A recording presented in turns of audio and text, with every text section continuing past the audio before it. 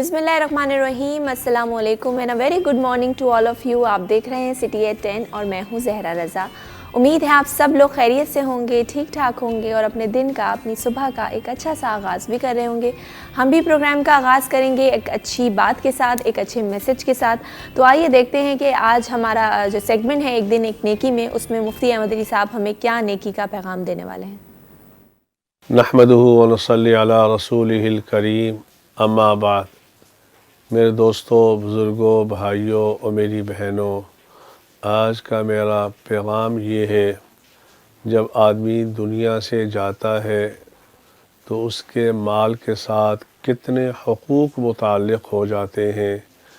तो शरीयत मुतहरा का ये हुक्म है, जब आदमी दुनिया से चला जाए तो उसके माल में से सबसे पहले अगर कोई वारिस या कोई शख्स तजहीज़ व तकफ़ीन का ख़र्चा अदा ना करना चाहे तो इस मरहूम के माल में से तजहीज़ व तकफ़ीन का ख़र्चा अदा किया जाएगा।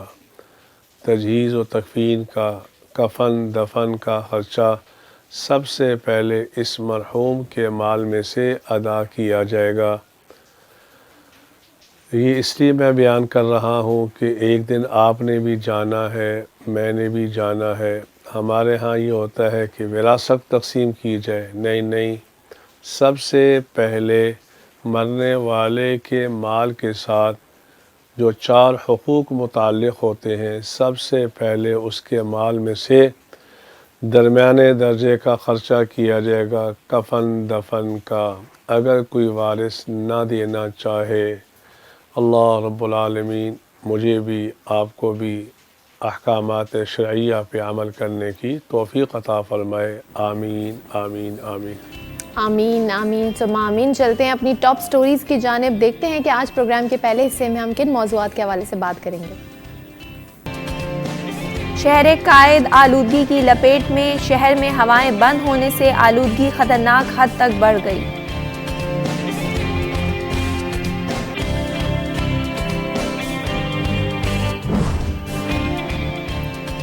मसाला जात की कीमतों में इजाफा, एक माह में मसाला जात 100 रुपये तक महंगे हो गए।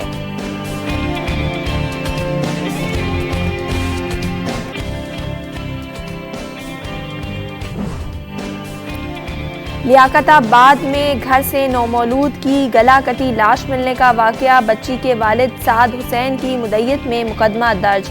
पुलिस ने घर के भेदी के मुलव्वस होने का शुबा जाहिर कर दिया। गाड़ियों की कीमत बढ़ने के बावजूद खरीदारी में रिकॉर्ड इजाफा, फरवरी 2021 के मुकाबले में फरवरी 2022 में गाड़ियों की फरोख्त में 32% इजाफा देखा गया। जी, ये तो थी आज की टॉप स्टोरीज़, इनको डिटेल में डिस्कस करेंगे। सबसे पहले चलेंगे हम अपनी पहली स्टोरी की जानिब और इस वक्त आपको बताएं कि पाकिस्तान और ऑस्ट्रेलिया का जो मैच है वो नेशनल स्टेडियम में शुरू होने वाला है। 24 साल बाद जो ऑस्ट्रेलिया की टीम है वो कराची आई है, पाकिस्तान आई है और अब आज जो दूसरा टेस्ट मैच है वो खेला जाएगा। और अब तक की अपडेट ये है कि ऑस्ट्रेलिया की टीम ने टॉस जीत कर पहले बैटिंग करने का फ़ैसला किया है और इस हवाले से बात करेंगे। जो शायकीन क्रिकेट हैं वो बहुत ज़्यादा एक्साइटेड हैं, क्या समा है वहाँ पर। हमारे रिपोर्टर, हमारे नुमाइंदे, उनसे भी उनको भी कांटेक्ट करने की कोशिश करेंगे। अभी हमारे साथ नहीं है, स्टूडियो में हमारे साथ इस वक्त मौजूद हैं सीनियर रिपोर्टर हमारे वाजिद असफहानी। उनसे बातचीत का सिलसिला शुरू करते हैं, उनको वेलकम करते हैं। अस्सलाम वालेकुम वाजिद साहब, कैसे हैं आप? अल्लाह का शुक्र है।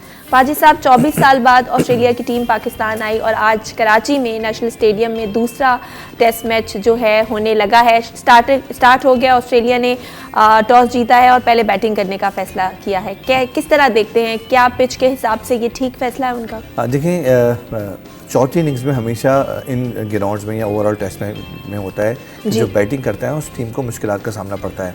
और पाकिस्तान में ये पिच भी ज़ाहिर है स्पिन विकेट बनाई गई है, क्योंकि घास कल पिच पे से काट दी गई थी सारी, बिल्कुल जिस तरह रावलपिंडी टेस्ट में बिल्कुल मुर्दार विकेट थी, डेड विकेट थी, इसकी बड़ी तनकीद हुई।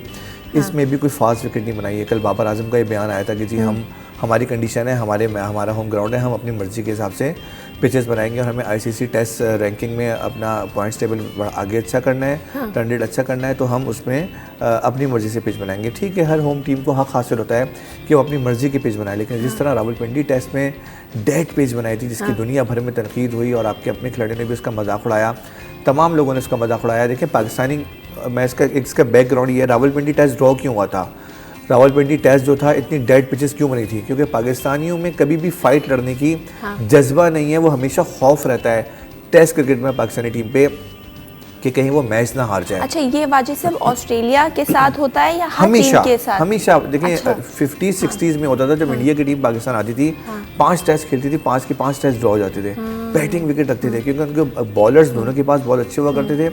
यहाँ पे फजल महमूद खान मोहम्मद इंडिया में भी बहुत शानदार बॉलर हुआ करते थे, तो फास्ट स्पिन भी हुआ करते थे अच्छे, तो हमेशा से डेड पिचेस बनाते हैं ताकि बैट्समैन ज़्यादा रन बनाए, एक इनिंग्स पूरी करें, उसके बाद मैच ड्रॉ हो जाए, हारे नहीं। ये जो हारने का खौफ है ना, 70 साल से आज तक हमारे दिल में है। जब भी रावलपिंडी टेस्ट पाकिस्तान ने में 2 इनिंग्स यानी 500 रन बनाए दोनों टीमों ने, उसके बाद फिर इमामुल हक और खुशदिल शाह ने सेंचुरी बनाई। अच्छा, वो डेड पिच इसलिए थी, ऑस्ट्रेलिया आखिरी मरतबा जब पाकिस्तान में आया था ना 24 साल पहले, जैसे आपने कहा 1998 में जब आया था, तो 3 टेस्ट की सीरीज़ खेली थी पाकिस्तान में, उनमें से रावलपिंडी टेस्ट ऑस्ट्रेलिया जीतने में कामयाब रहा था और सीरीज़ जीत गया था।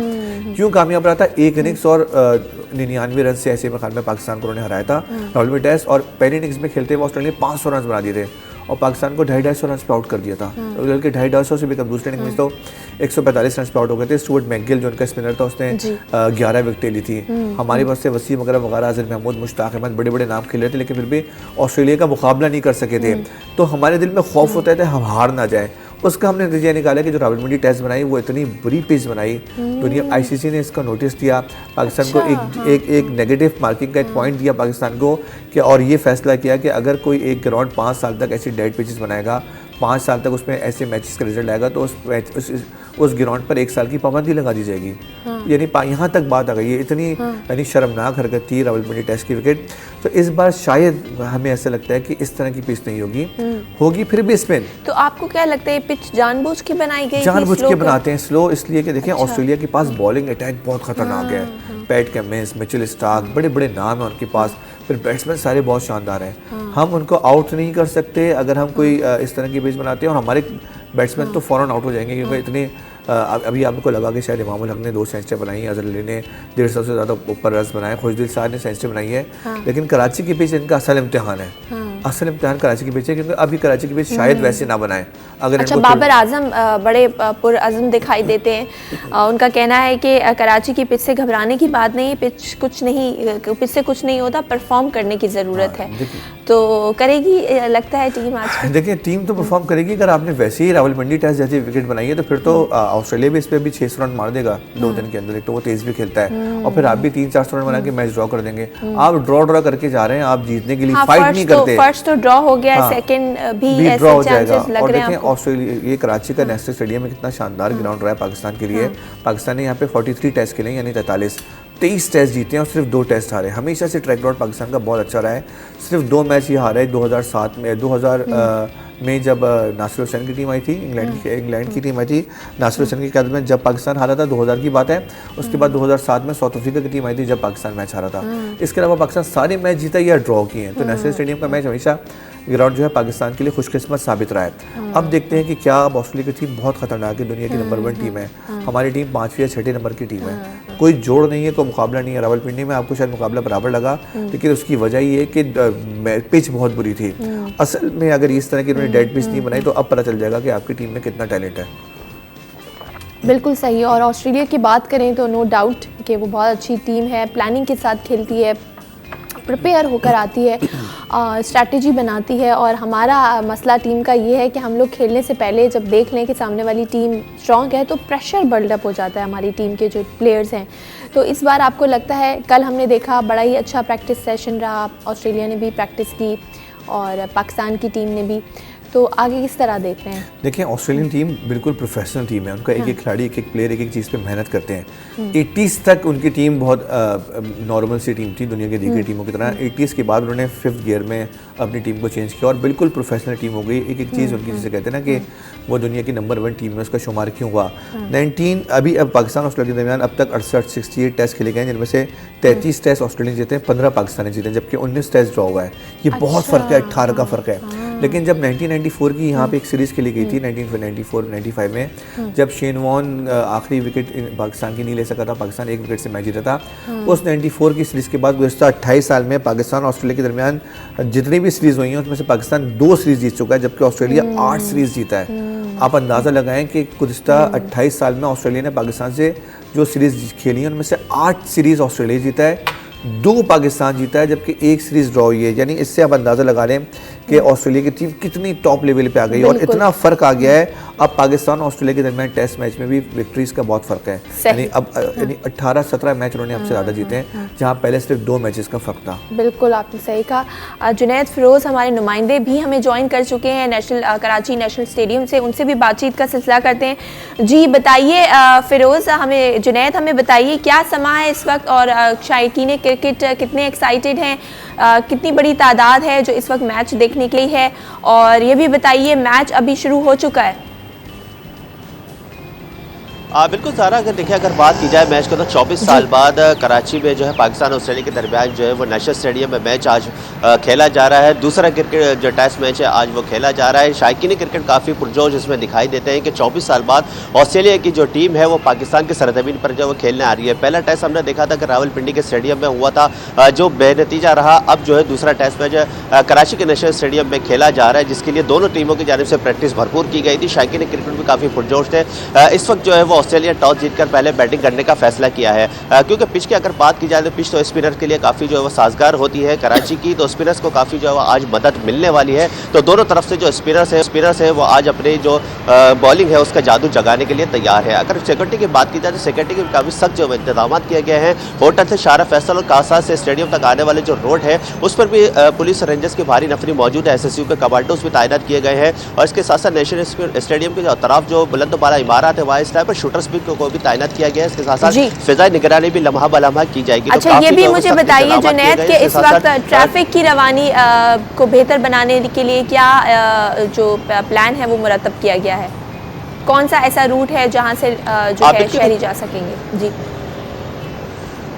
बिल्कुल, देखिए गुलिस्तान रोड ट्रैफिक पुलिस की जानिब से भी ट्रैफिक प्लान जो है वो मुरतब कर लिया गया था। जो कारसा से जो स्टेडियम की तरफ आने वाला रोड है इस वक्त खुला हुआ है, ट्रैफिक जो है वो रवा दवा है। इसके साथ साथ सरशाह सुलेमान रोड और दूसरी तरफ लियाकताबाद जो जाने वाला रोड है वो भी इस वक्त खुला हुआ है। ट्रैफिक की रवानी जो है वो रवा दवा है। इसके साथ साथ शारा फैसल पर भी इस वक्त ट्रैफिक जो है वो रवा दवा है। किसी भी किस्म का ट्रैफिक का कोई दबाव हमें देखने में नहीं आ रहा है, क्योंकि आज जो है वो हफ्ते का दिन है, इतना ज़्यादा जो है वो दफातर का मामूल नहीं होता, ना ही ट्रैफिक इतना होता है। तो ट्रैफिक की रवानी इस वक्त जो है मामूल के मुताबिक ट्रैफिक पुलिस एहलकार जो है वो सड़कों पर मौजूद है। जी सही, ठीक है।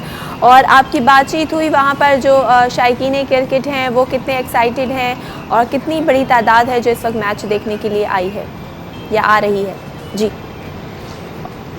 आप बिल्कुल देखिए, अगर शायकीन क्रिकेट की बात करें, शायकीन क्रिकेट काफ़ी एक्साइटेड है। अभी इससे पहले हमने देखा था PSL के मैचेस भी यहाँ हुए थे, इसके लिए भी काफ़ी जो है वो एक्साइटिंग थे। अब जो है वो 24 साल बाद ऑस्ट्रेलिया की टीम कराची आई है, तो कराची के जो मैच जो देखने वाले जो शौकीन हैं वो भी काफ़ी पुरजोश दिखाई देते हैं, और उन्होंने ऑस्ट्रेलिया टीम को खुशामदीद भी कहा है। उनका कहना है कि सिर्फ ऑस्ट्रेलिया नहीं, दीगर टीमों को भी पाकिस्तान आना चाहिए। पाकिस्तान एक जो क्रिकेट से प्यार करने वाला मुल्क है, महफूज मुल्क है, दीगर टीमों को भी पाकिस्तान का रुख करना चाहिए, यहाँ क्रिकेट खेलनी चाहिए। ठीक है, बहुत शुक्रिया। जुनैद फ़िरोज़ हमारे साथ मौजूद थे जो कि अब थे हमें क्रिकेट जो इस वक्त नेशनल स्टेडियम में जो मैच हो रहा है। जी अच्छा, आप बता रहे थे वाजिद साहब कि पाकिस्तान और ऑस्ट्रेलिया के दरमियान जो मैचेस खेले गए, मेजॉरिटी मैचेस जो हैं वो ऑस्ट्रेलिया ने जीते हैं, और नो डाउट ऑस्ट्रेलिया एक अच्छी टीम है। तो आज के मैच को आप किस तरह देखते हैं? क्या विड्रॉ हो जाएगा, मतलब जैसे पहला सीरीज़ हो गई, या ऑस्ट्रेलिया जीतेगी या फिर पाकिस्तान? देखिए, गुज़श्ता 28 साल का मैंने आपको पहले सीरीज़ का बताया, जो 28 साल में जो मैचेस खेले गए उनमें से 21 ऑस्ट्रेलिया ने जीते हैं, 5 पाकिस्तान ने जीते हैं। आप अंदाज़ा लगाएंगे कितना गैप है ऑस्ट्रेलिया और पाकिस्तान की मैचेस की फतवाहत में। यानी पाकिस्तान की टीम हुई बहुत परफॉर्मेंस, हालांकि बहुत बड़े बड़े खिलाड़ी, वसीम वक़ार, बड़े बड़े नाम उनके पास पाकिस्तान के पास खेले हैं गुज़श्ता 28 वर्षों में, लेकिन विक्ट्री नहीं मिली, क्योंकि ऑस्ट्रेलिया की टीम हमसे बहुत अच्छा खेली हमेशा। अभी जुनैद ने बात की कि थोड़ा ट्रैफिक का प्रॉब्लम नहीं है, लेकिन जब भी मैचेस होते हैं तो कराची में ट्रैफिक का प्रॉब्लम होता है। जो सिविक सेंटर का एरिया है नेशनल स्टेडियम का, वो जो है कराची का सेंटर माना जाता है। जब नेशनल स्टेडियम का सड़कें बंद होगी तो शहर में ट्रैफिक की रवानी मुतासिर होती है। जुनैद शायद जिस साइड से ऑफिस से आए हैं वो शायद कारसाज का रूट यूज़ करते हुए आए हैं, तो शायद इनको ट्रैफिक जैम नहीं मिला। लेकिन अगर आप लियाकताबाद से हसन स्क्वायर की तरफ जाएंगे तो आपको बहुत ट्रैफिक जैम मिलेगा, या अगर आप नीपा से अगर आप जाएंगे तो आपको जैम मिलेगा। मेरा चूँकि खुद गुलशन में रहाइश है, तो जब मैं आ रहा था तो शदीद ट्रैफिक जैम था। लेकिन आज वजी साहब हफ्ता भी है ना, तो हफ्ते को यूजुअली मोस्टली ऑफिस बंद रहते हैं। सरकारी ऑफिस बंद होते हैं या कुछ प्राइवेट ऑफिस बंद होते हैं जो मल्टीनेशनल कंपनीज हैं, लेकिन बाज़ औक़ात स्कूल कह रहा हूँ ऑफिस खुले हुए होते हैं, बहुत सारे ट्रैफिक जैम मिलेगा। लेकिन खैर बहुत ज़्यादा नहीं, लेकिन ट्रैफिक जैम था। फ्लाईओवर बहुत क्योंकि एक रास्ता बंद होता है उसका। अच्छा, अब आज के मैच में जो तब्दीली हुई है उसमें 2 पाकिस्तानी ने तब्दीली की है, जिसमें हसन अली आए हैं, अच्छी बात है। फास्ट बॉलर 17 मैच में 72 विकेटें ली हैं। इफ्तिखार को ड्रॉप किया, जबकि फ़हीम अशरफ को लिया जो बहुत शानदार ऑलराउंडर है। गुज़िश्ता सीज़न में भी उन्होंने अच्छी परफॉर्मेंस दी थी। उनकी जगह उन्होंने नसीम शाह को ड्रॉप किया और फ़हीम अशरफ को लिया है। नसीम शाह पिछले टेस्ट में मुतासर कुन कारकर्दगी नहीं दिखा पाए थे। और ऑस्ट्रेलिया की तरफ से लेग स्पिनर मिचेल स्वैप्सन को यूज़ किया, जो 2017 से ऑस्ट्रेलिया टीम के साथ उन्होंने सफ़र करे थे, लेकिन आज उनका टेस्ट डेब्यू है। लेग स्पिनर को खिलाने का मकसद ये है, एक स्पिनर और नेथन लॉयन इनकी टीम में शामिल है, कि इसका मतलब है पिच जो है वो स्पिनर्स को मदद देगी। पाकिस्तान के 2 स्पिनर्स और से शामिल है इसमें, साजिद खान और नुमान अली। नुमान ने पिछले मैच में 6 विकेटें ली थी, तो ये पिच ये कह सकते हैं कि स्पिनर्स को मदद देगी, जब भी उन्होंने भी 2 स्पिनर्स खिलाने का फैसला किया है। नेथन लॉयन पाकिस्तान के खिलाफ कोई बहुत शानदार ट्रैक रिकॉर्ड नहीं रखते। जो 4 मैच खेले उन्होंने पाकिस्तान के खिलाफ 65 की एवरेज उनकी रही है बॉलिंग की, तो इसलिए एक नए लेग स्पिनर को उन्होंने डेब्यू देने का मौका किया है। शायद वो पाकिस्तानी बॉलर्स को खेल नहीं सकें, तो शायद उनको दुश्वारी का सामना करना पड़े। तो ये मैच स्पिनर्स के लिए तो शायद मददगार साबित होगा। फास्ट बॉलर्स के लिए मुझे लगता है इसमें कोई इतनी खास यानी कहते हैं कि दिलचस्पी नहीं हो सकती है। पिच जिस हिसाब की है उस पर स्पिनर को मदद हो सकता है और जान मारनी पड़ेगी फास्ट बॉलर्स को। लेकिन असल इम्तिहान बैट्समैन का ऑस्ट्रेलिया बैटिंग कर रहा है, अभी तो खैर उसकी कोई विकेट नहीं गिरी है, 4 रन है। पाकिस्तानियों को भी बहुत जान मारना पड़ेगी, नई विकेटें हसन अली को बहुत अच्छी बॉलिंग करनी पड़ेगी। शाह अफरीदी पे बहुत प्रेशर है, क्योंकि पिछले मैच में पहले वो डेड विकेट थी, लेकिन अब उनको मौका मिला है अपनी सलाहियत दिखाने का। फ़हीम अशरफ एक अच्छे बैट्समैन भी हैं, बैटिंग ऑलराउंडर हैं, बॉलिंग भी अच्छी करते हैं, उन पर बड़ा प्रेशर होगा। हमारे बल्लेबाज थोड़े से जो है ना बेटर सुकून में होंगे, क्योंकि पिछले मैच में उन्होंने सेंचुरीज बना दी थी। लेकिन असल इम्तिहान उनका यहाँ पे है। मामूल हक पे जैसे तनकीद हो रही थी, वो बुरा मान गए थे कि कराची की पिच पे खेल के बताएं तो पता चलेगा कितनी सलाहियत है, अगर ये पिच डेड पिच नहीं हुई तो। बिल्कुल आपने सही कहा। और अब इस वक्त पाकिस्तान और ऑस्ट्रेलिया का जो मैच है वो कराची नेशनल स्टेडियम में जारी है। यही कह सकते हैं अगर जीते ना तो एटलीस्ट स्प्रिट होनी चाहिए, लड़ाई की, एक फ़ाइट की वो नज़र आनी चाहिए। मज़ीद बात करेंगे, आपको बताएंगे ये कराची में जो आलूगी की शरह है वो ख़तरनाक हद तक बढ़ गई है। इस हवाले से बात करेंगे, लेकिन अभी वक्त हुआ एक ब्रेक का, कहीं मत जाइए, मिलते हैं एक छोटी सी ब्रेक के बाद।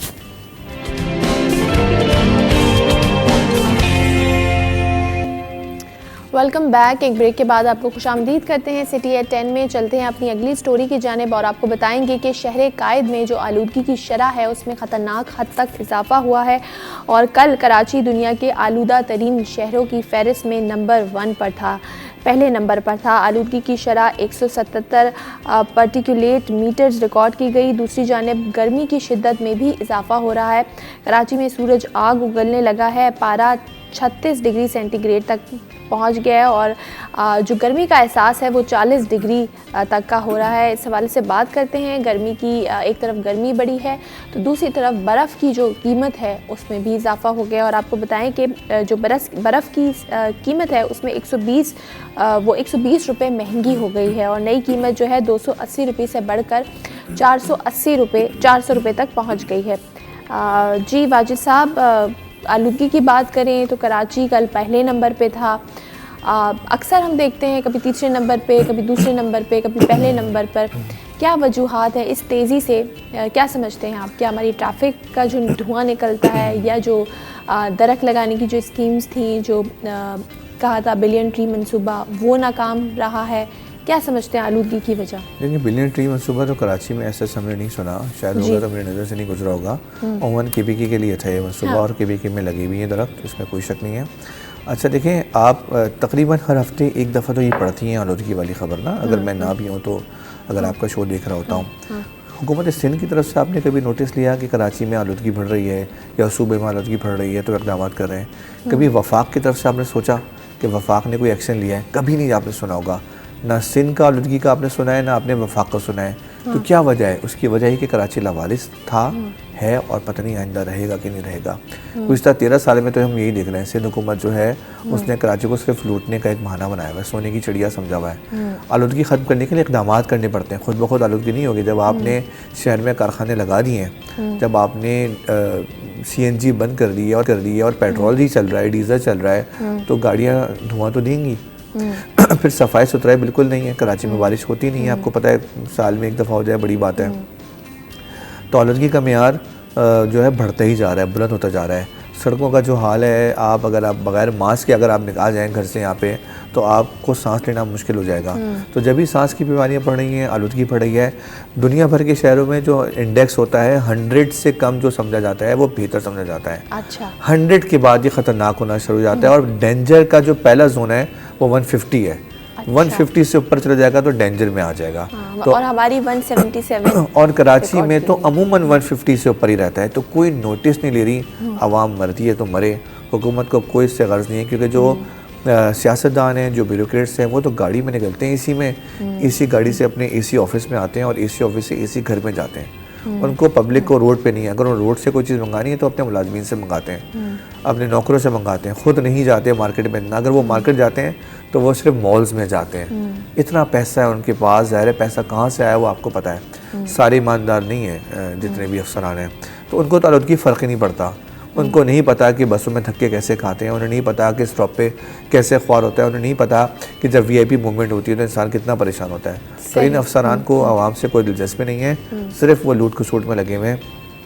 आलूदगी 177 पे जाए या 200 पे जाए, बल्कि बाज़ औक़ात तो 300 पे भी लाहौर आपने देखा चला गया है। पंजाब में भी बहुत बुरा हाल है क्योंकि वहाँ फैक्ट्रियाँ बहुत हैं, खेत हैं वहाँ पे। खेतों में जब आग लगाते हैं या फसल वगैरह के हवाले से चीज़ें करने के लिए, तो वो आलूदगी भी बहुत होती है, कोई एक जगह नहीं होती। तो यही हाल कराची में भी है। फैक्ट्रियाँ जो है शहर के बीच में है, वो आलूदगी पैदा करी हैं और उसको रोकने का कोई बंदोबस्त नहीं है। पहले एक्सट्रीम वेदर भी तो हमें कंडीशन का भी तो सामना है, कभी इतनी गर्मी आती है, हमने पहले नहीं सुना था इस तरह जैसे कराची में होता है। फिर सर्दी जो है वो इतनी कम टाइम के लिए आती है, ना होने के बराबर। बिल्कुल। तो बहुत अच्छी बात की आपने, मैं इसी तरफ आने वाला था और आपने अच्छा याद दिलाया। मैंने कभी भी मार्च में इतनी गर्मी नहीं देखी कराची में।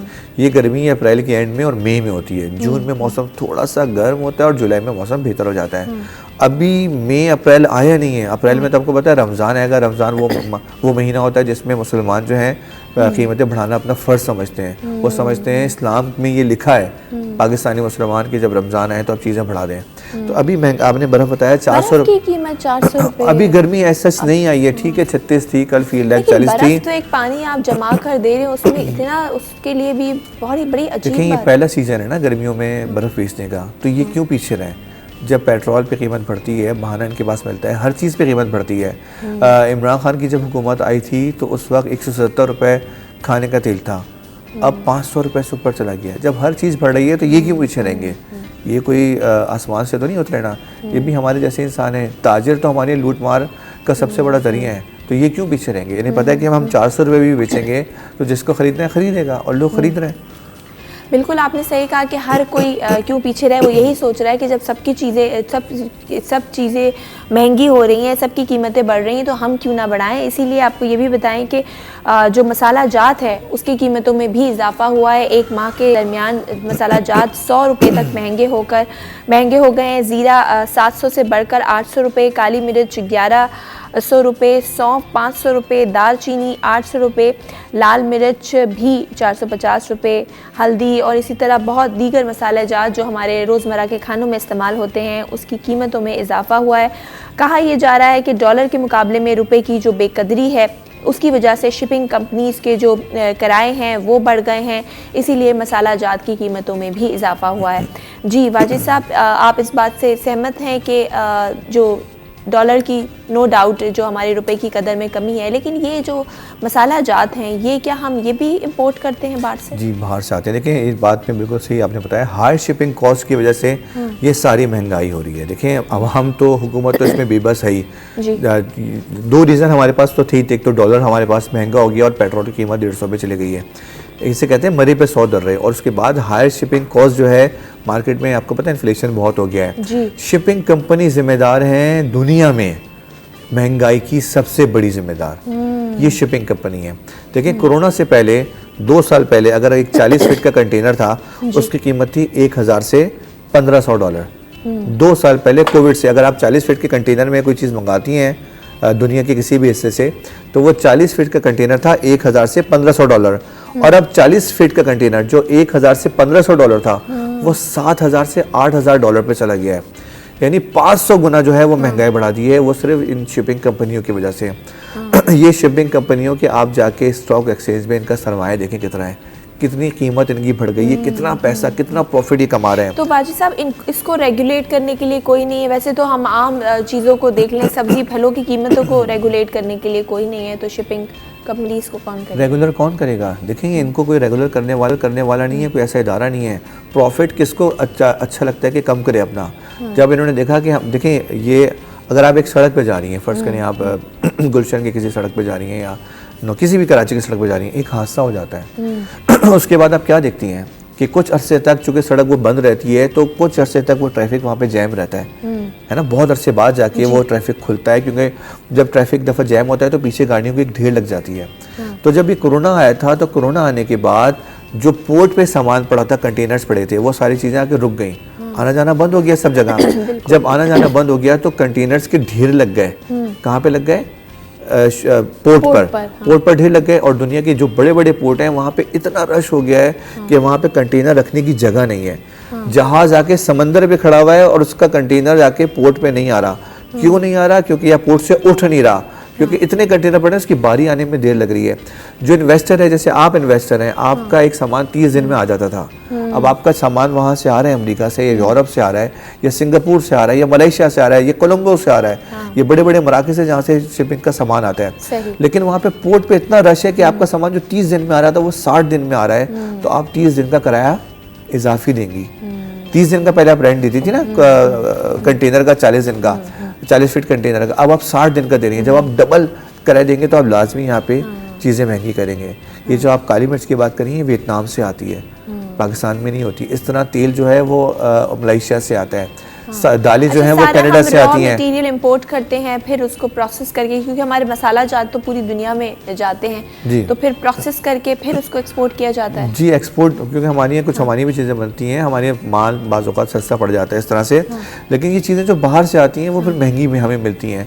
पाकिस्तान में भी जो बेची जाती हैं वो इसीलिए आपको लगता है कि इसकी इतनी कीमत बढ़ गई, दालें इतनी महंगी बढ़ गई, इलायची कितनी बढ़ गई है ना, दालें, काली मिर्च इतनी सी वो बढ़ गई है। जब बाहर से महंगी आएगी तो लाजमी यहाँ पे, जब आपकी एक फैक्ट्री है, आपका एक कारखाना है, आपकी एक कंपनी है, आप बाहर से अगर काली मिर्च बढ़ा रही हैं और उसकी अगर आपको 100 रुपये किलो मिल रही थी आपको, लेकिन वहाँ पे आपको इतना पैसे देना पड़ा, तो आप लाजमी इसको 200 रुपये 300 रुपये किलो करेंगी, 800 रुपये किलो तक पहुँच गई चीज़ें। तो ये महंगाई की बड़ी वजह है कि हायर शिपिंग कंपनी, इन्होंने 500 गुना मुनाफा अपना कर दिया है, खूब लूट मार मचाई हुई है। फिर पाकिस्तान में मरे पर $100 वाली बात है कि एक पेट्रोल महंगा हो गया है, एक और माना बन गया है, फिर डॉलर की कीमत ज़्यादा है। तो ये सारी चीज़ें मिलकर महंगाई का, जिसे कहते हैं ना कि आपके पास अंबार लग जाता है। सही। और इस महंगाई की चक्की में सिर्फ और सिर्फ आम आवाम पिस रही है, तनख्वाहें बढ़ नहीं रही, जो इन्वेस्टमेंट के मौके हैं वो नहीं है, लोग इन्वेस्ट नहीं कर रहे हैं, पैसा नहीं है लोगों के पास, कारोबार नहीं कर रहे हैं, लेकिन महंगाई जो है वो कम होने का नाम ही नहीं ले रही। चलते हैं अपनी अगली ख़बर की जानिब और अभी बात करेंगे लियाकताबाद के इलाके की, जहां पर एक बहुत ही खौफनाक वाक़या पेश आया। एक नौमौलूद बच्ची की गला कटी लाश मिलने का वाक़या है, ये जो कल हुआ। उसके बाद जो बच्ची के वालिद हैं उनकी मुद्दत में मुकदमा जो है वो दर्ज कर लिया गया है। इस हवाले से जी क्या अपडेट्स हैं वाजिद साहब? इस तरह के कत्लो गारत के वाक़यात और नौमौलूद बच्ची का इस तरह से गला कटी हुई लाश का मिलना मतलब दिल दहला देता है। देखें, ये कोई शायद ज़ाती मामला लग रहा है, क्योंकि इतनी छोटी बच्ची का कत्ल कोई समझ में नहीं आता ना। ज़ाहिर है कि यकीनन ये कोई फैमिली का कोई मैटर है या आस पड़ोस का मसला है, कोई ज़ाती झगड़ा लग रहा है जिसकी वजह से अफसोसनाक वाक़या हुआ है। लेकिन मुझे लगता है कि ये कातिल बहुत देर तक बच पाएगा, अनकरीब पकड़ा जाएगा, क्योंकि देखें इन्वेस्टिगेशन हमारी अब कुछ बेहतर होने लग गई है। तो जब इन्वेस्टिगेशन होगी, पूछगछ होगी, कौन इलाके में रहता है, बाप से पूछा जाएगा, घर वालों से पूछा जाएगा, आस पड़ोस से पूछा जाएगा, तो आज नहीं कल ही आदमी पकड़ा जाएगा। इस तरह के वाक़यात कराची में पहले कम होते थे और लियाकताबाद जैसे इलाके में इस तरह के वाक़या का होना कोई बहुत पोश इलाका नहीं है। लेकिन ये फिर भी कुछ बेहतर पढ़ी लिखी आबादी है। कराची की जो गरीब आबादियों से बेहतर ये आबादी है, लेकिन वहाँ पे इस तरह का होना, लेकिन चूँकि अब कराची के हर इलाके में इस तरह के लोग आबाद हो गए। इसको डकैती का नाम देने की कोशिश की गई है, जबकि पुलिस का ये कहना है कि कोई भी सामान जो है वो घर से नहीं गया, और अगर डकैत आते भी हैं तो एक छोटी बच्ची का इस तरह गला काट के तो नहीं जाते। तो कोई ना कोई ऐसा वाक़या है, क्योंकि देखिए बच्ची का इससे कोई ताल्लुक़ नहीं है, वो किसी को नुकसान नहीं पहुँचा सकती, बहुत बेज़रर सी चीज़ बच्ची है वो।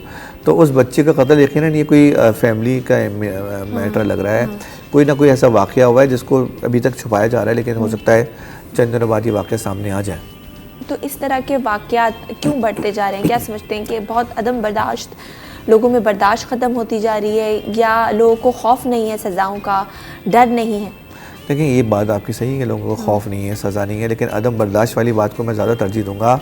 यकीनन इसमें कोई लड़ाई झगड़ा हुआ होगा, बैकग्राउंड होगा, जिसकी वजह से सारी सज़ा बेचारी मासूम बच्चे को मिल गई। लेकिन हमारी कौम की फितरत बन गई है कि हमें गुस्सा जल्दी आता है। मैंने आपको कहा ना कि आप किसी बाहर मुल्क पे जाएंगे तो लोग आपको सड़क पे से भी गुजर रहे होंगे तो आपकी तरफ देखेंगे तो एक स्माइल देंगे और आपके सामने से गुजर जाएंगे। यहाँ पे लोग नफ्सियाती मरीज हैं लेकिन उनको पता नहीं है। हाँ, हमारे नफ्सियात का ये अब जो वाक़या हुआ कि बाप ने अपनी 7 दिन की बच्ची को गोलियां मार दी, 5 गोलियां उसके सीने में उतारी। वो तालीम पे भी डिपेंड करता है। देखिए उसे तो तालीम नहीं थी, तरबियत नहीं थी, साइकोलॉजिकल इश्यूज इतने हैं लेकिन उनको एड्रेस नहीं किया जाता, जिसकी वजह से वो बढ़ते बढ़ते इस हद तक चले जाते हैं। तालीम तो है ज़रूरी, लेकिन आपने जैसे कहा तरबियत उतनी ज़रूरत है। देखिए नूर मुक़द्दम का कत्ल हुआ, ज़ाहिर जाफर ने क्या वो पढ़ा लिखा आदमी नहीं था, तालीम याफ्ता था, लेकिन तरबियत नहीं थी अच्छी उसकी।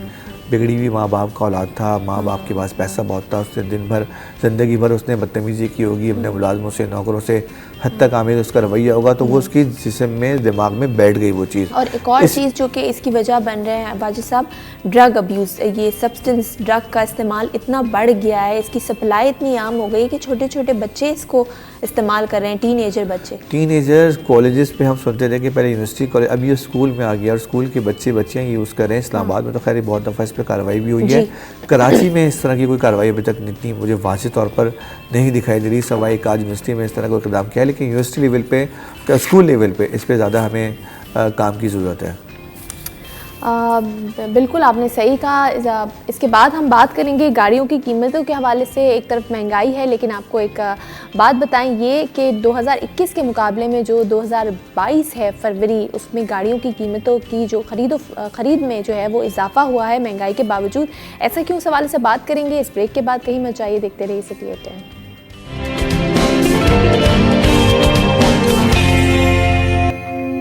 जी एक ब्रेक के बाद आपको खुशामदीद करते हैं। सिटी 10 में बात करेंगे गाड़ियों की कीमतों के हवाले से। वो कहते हैं ना कि शौक़ का कोई मोल नहीं है, गाड़ियों की कीमतें बढ़ने के बावजूद गाड़ियों की जो सेल हुई है वो बहुत ज़्यादा हुई है। और आपको ये भी बताएं कि फरवरी 2021 के मुकाबले में फरवरी 2022 में गाड़ियों की फ़रोख्त में 32% तक का इजाफा देखने में आया है। जबकि हम बात करते हैं एक तरफ महंगाई की और टैक्स भी जो बढ़ गया है, जिसकी वजह से गाड़ियों की कीमतें बढ़ गई हैं, उसके बावजूद गाड़ियों की फ़रोख्त में इजाफा हो रहा है।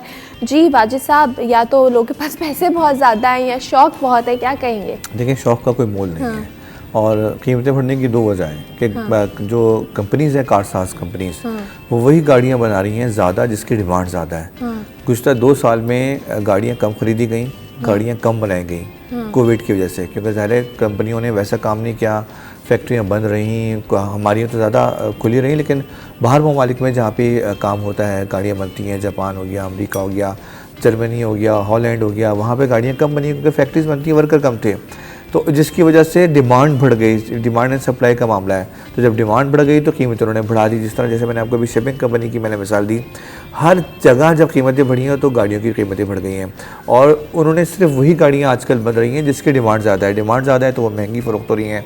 आवाम के पास पैसा तो है ना, वो पैसा ख़रीद रही है। यहाँ ये लोग ये करते हैं जो 75 लाख की गाड़ी लेते हैं, ओन पे लेते हैं, उसके बाद वो गाड़ी कोई 6 महीने बाद या 8 महीने बाद वो 75 लाख की गाड़ी 85 की हो जाती है। 75 लाख की गाड़ी दी, उन्होंने पहले कुछ पैसे दिए, जब 6 महीने बाद वो गाड़ी उनके हाथ में आई तो वो गाड़ी 85 लाख की हो गई। तो खड़े खड़े 6 महीने में उन्होंने 10 लाख का प्रॉफिट ले लिया। तो इस तरह बहुत सारे लोग बिजनेस कर रहे हैं कि गाड़ी पहले बुक कर लेते हैं, जब गाड़ी उनके पास आती है तो उसके 5 लाख 3 लाख भर जाते हैं, तो वो 3-5 लाख में गाड़ी बेच देते हैं। तो उनको कुछ नहीं करना होता, गाड़ी उठानी होती है 6 महीने बाद, उसके बाद बेच देनी होती है, 4 लाख का प्रॉफिट ले लेते हैं। सही, ठीक है। चलेंगे अपनी अगली स्टोरी की जानिब। और जिस तरह से कराची में स्ट्रीट क्राइम्स बढ़े हैं और मोबाइल छीनने की जो वारदातों में इजाफा हो रहा है, उसके बाद कराची मोबाइल डीलर्स एसोसिएशन का छीने गए मोबाइल फ़ोन्स की फ़रोख्त रोकने का उन्होंने फ़ैसला किया है और बहुत ही अच्छा फ़ैसला किया गया है। और जिसके बाद अब कराची के शहरी जब मोबाइल फ़ोन फ़रोख्त करने जाएंगे तो वो लाजमी अपना शनाख्ती कार्ड जो है वो दिखाना उनको लाजमी होगा और फ़ोन फ़रोख्त करने वाले के जो शनाख्ती कार्ड है उसका एड्रेस भी कराची का होना लाजमी है। क्या कहेंगे वाजिद साहब, ये बहुत अच्छा इक़दाम है क्योंकि जिस हिसाब से हम देख रहे हैं स्ट्रीट क्राइम बढ़ रहे हैं, मोबाइल जो छीने जाते हैं, मोबाइल वो फ़रोख्त भी होते हैं, ज़ाहिर है तभी छीने जाते हैं। अब ये फ़ैसला कि अगर कोई मोबाइल फ़रोख्त करने जाता है तो उसका शनाख्ती कार्ड उसको लाजमी दिखाना होगा, दूसरा उसका एड्रेस कहीं दूसरी सिटी का नहीं होना चाहिए, कराची का होना चाहिए। देखिए ये बात पहले भी की गई थी और अच्छा। ये कोई नई बात नहीं है। सिर्फ आपने सुना होगा कि जिसने 50,000 रुपये का ख़रीदारी की है उसको एक स्लिप देगा दुकान वाला और उसके बाद वो उस स्लिप पे आपको लकी ड्रॉ में आप वो डालें, आपको इनाम मिलेगा। आपने तो बहुत सारी शॉपिंग की होंगी गुज़िश्ता एक साल में, कभी आपको किसी दुकानदार ने किसी बस आजकल शॉपिंग नहीं कर रहे हैं, हालात ख़राब है इतने। कोई 50,000 तो की शॉपिंग तो आप माशाल्लाह बहुत कर लेती होंगी, तो क्या वो शॉपिंग पे आपको कोई स्लिप मिली? आपने सुना किसी से कि उसने वो स्लिप जमा कराई हो और उसको कहीं से इनाम मिला हो? ये हमारे यहाँ सिर्फ बयानात तक होते हैं, अमल नहीं होगा। कराची में जितने भी इलेक्ट्रॉनिक्स मार्केट हैं वहाँ पे ये पहले प्रेशर था, शुरू के 4 दिन शो रहता है, 5 दिन शो रहता है, उसके बाद सारी चीज़ें बराबर हो जाती हैं क्योंकि दुकानदार को प्रॉफिट चाहिए। वो अगर शनाख्ती कार्ड की शर्त लगाएगा तो उसे पता है कि लोग मोबाइल उसके पास नहीं बेचेंगे। और शहर में छीना झपटी की वारदात भी इसलिए हो रही है कि जो क्राइम करने वाले लोग हैं ये जब मोबाइल छीनते हैं तो कम कीमत में ये मार्केट में बेच देते हैं। जो ख़रीदार मार्केट के होते हैं, जो लोग दुकान वाले होते हैं, उन्हें पता है कि हम ये 80,000 का मोबाइल जो 30,000 में ले रहे हैं और इसको हम 60,000 में बेच देंगे तो हमें ना सिर्फ 20,000 फ़ायदा होगा, 30,000 फ़ायदा होगा, बल्कि हमें मज़े लग जाएंगे। तो वो असल तो ये ज़िम्मेदार ये दुकान वाले हैं, आवाम का इसमें कोई कसूर नहीं है।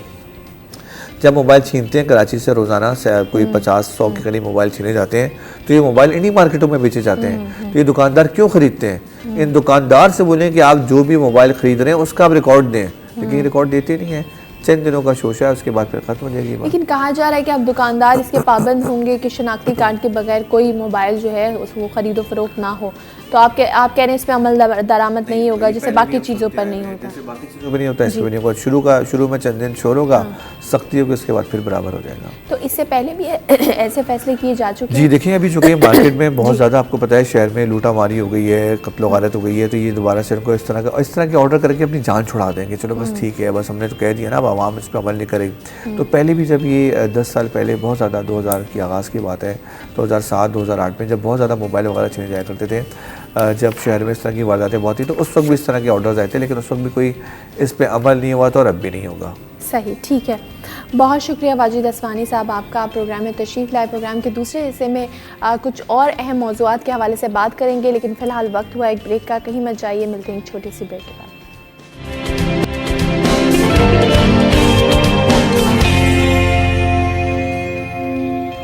जी वेलकम बैक। एक ब्रेक के बाद आपको खुशामदीद करते हैं सिटी एट 10 में। मैं हूं ज़हरा रज़ा और अब बात करेंगे तहरीके अदम एतमाद की, जिसके हवाले से जो सियासी सरगर्मियां हैं वो अपने उरूज पर हैं। हुकूमत और अपोजिशन दोनों ही मुतहर्रिक है, मुलाकातें मुशावरतें हो रही हैं, सियासी बयानात दिए जा रहे हैं, लफ्ज़ों की गोलाबारी भी हो रही है। इसी तनाज़ुर में परसों हमने देखा कि इस्लामाबाद में एक बड़ा वाक़या हुआ। पार्लियामेंट लॉजेस में JUI के जो रज़ाकार हैं वो चले गए, जिसके बाद पुलिस ने बाकायदा ऑपरेशन किया और दरवाज़ा तोड़कर उनको वहाँ से निकाला, गिरफ्तारियाँ की, जिसके बाद मुल्क भर में धरने दिए गए और जो बड़ी बड़ी सड़कें हैं उनको ब्लॉक कर दिया गया। उसके बाद जब उनको रिहा किया गया तो उस धरने को जो है वो ख़त्म किया गया।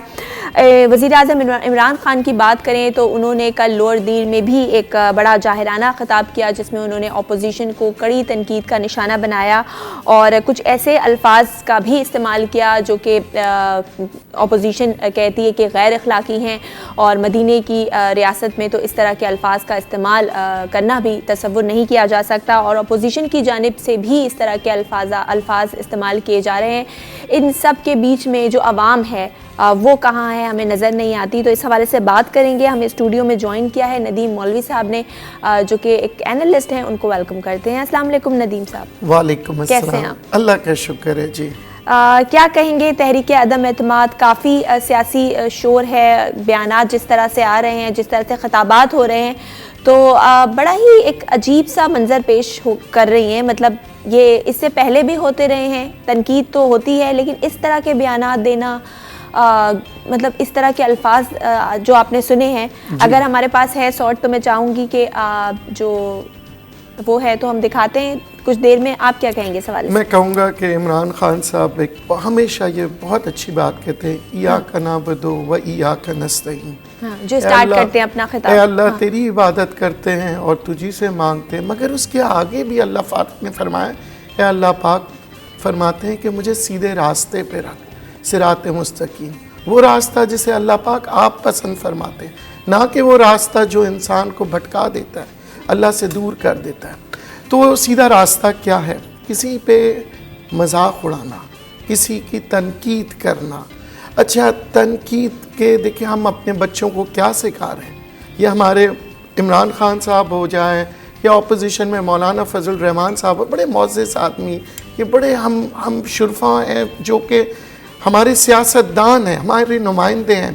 क्या ऐसी बातें जिस तरह से टीवी पे चल रही है, क्या आप अपने बच्चों को सिखाना चाहेंगे? क्या आप आगे आने वाली नस्लों को ये सिखा रहे हैं? तहजीब से गिर के, तहजीब से हट के वो बातें हो रही हैं, जो कि बहुत अफसोस होता है। देखिए, अगर हम बात करते हैं डेमोक्रेसी की, डेमोक्रेसी का मतलब क्या है?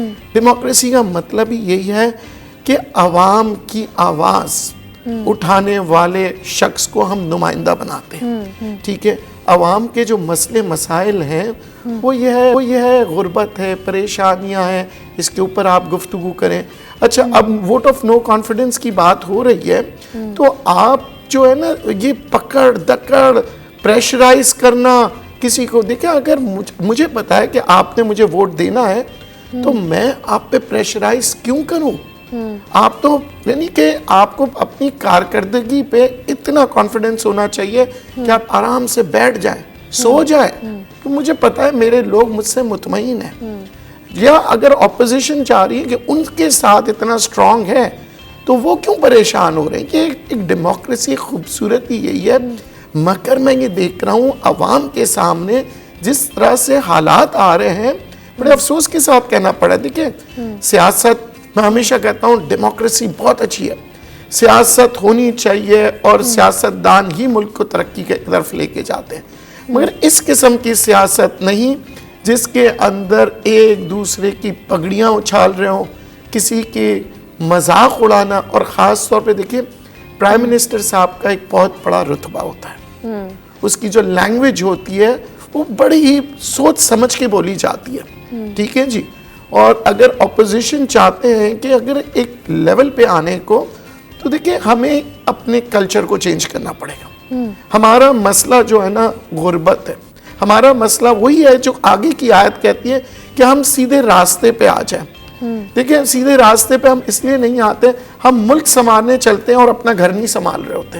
हर आदमी बातें कर रहा होगा, अभी आप पान के उसके दुकान पे जाएं, वो भी पान वाला भी कह रहा है, जब रोडों पे बैठे हैं लड़के वो भी कह रहे हैं। मगर पहले शुरुआत अगर मुल्क को बदलना है या मुल्क की सियासत के बारे में, हम अपने घरों में तो पहले काम करना सीख लें। घर को तो साफ करना सीखें, गलियों को तो साफ करना। हम क्या कर रहे हैं? तनकीद बराए तनकीद, उल्टी सीधी बातें, लड़ाई झगड़े, अब अपने आप को बांट दिया है। तनकीद भी होती है सही, लेकिन ये तनकीद से भी कुछ आगे है। ये तनकीद बराए तनकीद नहीं हो ज़रा, तनकीद इसलिए हो कि आप मेरी तनकीद बराए इस्लाह, मैं कहना चाह रही हूं कि वो होनी चाहिए। लेकिन जिस तरह की तनकीद और जो सियासी गोलाबारी बयानात की इस वक्त चल रही है, वो तो बिल्कुल ही इस वक्त समझ से बाहर है। अच्छा, तहरीक अदम एतमाद की बात करें तो ये पहली दफ़ा नहीं लाई जा रही, इससे पहले भी मोहतरमा बेनज़ीर भुट्टो के उस लाई थी, उसके बाद एक और दफ़ा, और अब ये तीसरी बार है। लेकिन हुकूमत को इससे कोई नुकसान नहीं हुआ था, पुरानी अगर हिस्ट्री देखें। अभी आपको क्या लगता है, क्या अपोजिशन स्ट्रॉन्ग है? इनके जो अराकीन हैं सारे वोट्स पूरे हो गए? देखिए, 70 सालों से हमारी एक रिवायत है, हॉर्स ट्रेडिंग कहा जाता था एक ज़माने में, अब उसको बदल दिया गया है। शराब वही है, सिर्फ बोतल का लेबल जो है ना फ़र्क आ जाता है। तो तरीके से एक दूसरे से, देखिए बात वोट ऑफ नो कॉन्फिडेंस जो होती है, वो जो बाहर ममालिक में होती है, वो बड़ी मेरिट्स पे होते हैं। मगर यहाँ पे ये आप देख रहे हैं ना कि किस तरह से भागदौड़ हो रही है, उधर उसके घर जाओ, उस MNA के घर जाओ, इसको पकड़ो, इसको बोलो, इसको दो, कोशिश करो। अब ये सारे साल 3 सालों में कभी कोई नहीं आता था, मगर अब इत्तेहादी के पीछे भागना, ये करनी, ये शो करती है। और इसी तरह ऑपोजिशन भाग रहे हैं, हुकूमती देखिए ये शो करती है कि ये वोट ऑफ कॉन्फिडेंस कहते हैं ना कि आप आखिर तक क्या होगा, 1 मिनट में चेंज हो जाएगा, क्योंकि एक होती है लॉयल्टी। अब आप कह रहे हैं अंदर कोई नहीं जाएगा असेंबली के, क्यों? आपको डर किस चीज का है? हम बाहर रहेंगे, हम गिनती करेंगे, हम नौकरी से निकाल देंगे, हम उसको आगे कर, क्यों भाई? आप यहाँ डेमोक्रेसी है, ठीक है, आप मुझे पसंद नहीं करते हैं, जाए मेरे खिलाफ वोट दें। ये होता है कॉन्फिडेंस, ये होता है लीडर। नहीं नहीं, आप इधर पकड़ लो, वो उसके घर पकड़ लो।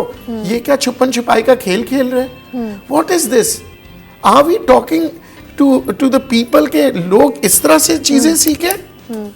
हम अपनी माशरे को ये चीजें सिखा रहे हैं?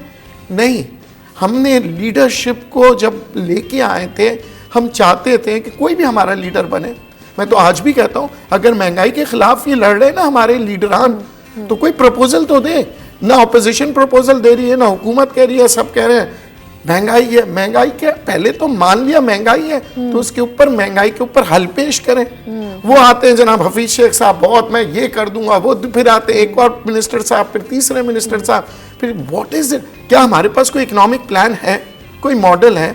कोई बताते हैं ना। अगर मैं आपसे कहूंगा कि जनाब के मेरी अपने घर में मैं ये चीज़ें खरीदने जा रहा हूँ, तो आप कहेंगे सर पैसे कहाँ से लाएंगे?